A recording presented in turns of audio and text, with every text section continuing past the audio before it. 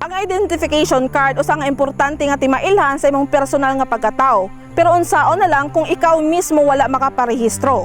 Dinhi sa gamay nga barangay sa lungsod sa Katmon, atong nasaksihan ug atong nasayran nga dunay pipila gihapon kanila ang wala maparehistro.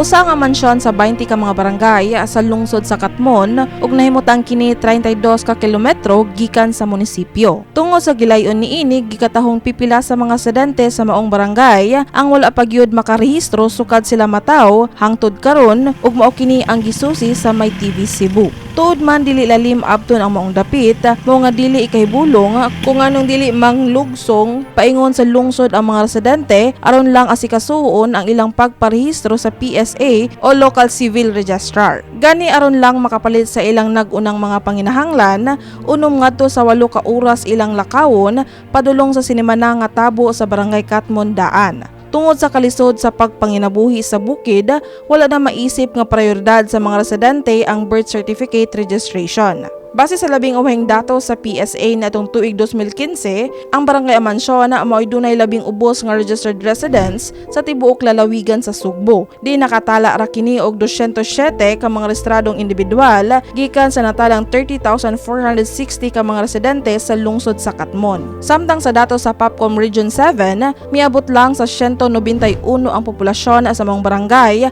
as of 2020. Usa sa mga unregistered residents ang pamilyang Mulato. Sigon pa ni Tatay Agustin, wala siya makarehistro kauban ang iyang 4 ka mga anak tungod sa kawadon sa kaalam kabahin sa birth registration. Kining magkapikita sa apiki man gyud sa ato ang kalisod. Wala gyud kay sa bukid, mao kuan ra man sa gyud.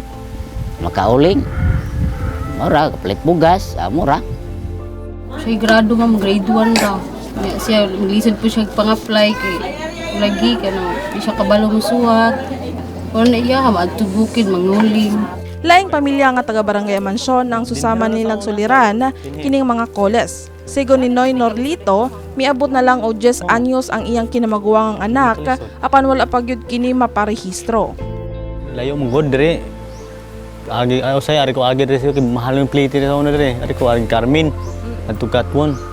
Ang katurag yung murag makaya nila pag-agi, maurag ito yun na dool. Ang katotoang mga tuan na sa mga suok-suok ang hitabo, wala yun nila na maabti sa slubi. I think tungod sa kalayo niya ng mga lugar. Report sa akong election officer hantod karon, lakonon pag yun gyapon. Wala pag yun din taon kaabot ang karsada yun nga tarong ngadto sa ilahan. Ang PSA sa ilang habig miangkon nga dugay na nilang suliran ang unregistered births o gani perming dili magkatakdo ang ilang registration data ngadto sa population census. Gipasabot nila nga gamit gyud kaayo ang pagparehistro kay timailhan kini sa pagkatawo sa usa ka individual. Dako yung kena siya o kanang impact sa usa ka tawo, so wala ka na-register, so meaning wala kay identity. So sa International Convention of the Right of the Child is to have a name and a nationality. Ang mga magtutudlo na lang gani ang mangunay usahay ug pagparehistro sa ilang mga tinun-an aron pagtabang sa mga bata. Hilabi na nga limitado rasab ang kaalam sa ilang mga ginikanan. Usa sa mga voluntaryong mibuhat niini si Teacher Roy. Late dagko na sila gi-register. Okay, encounter nako dinhi usa ko nakaparegister og bata nga dako na.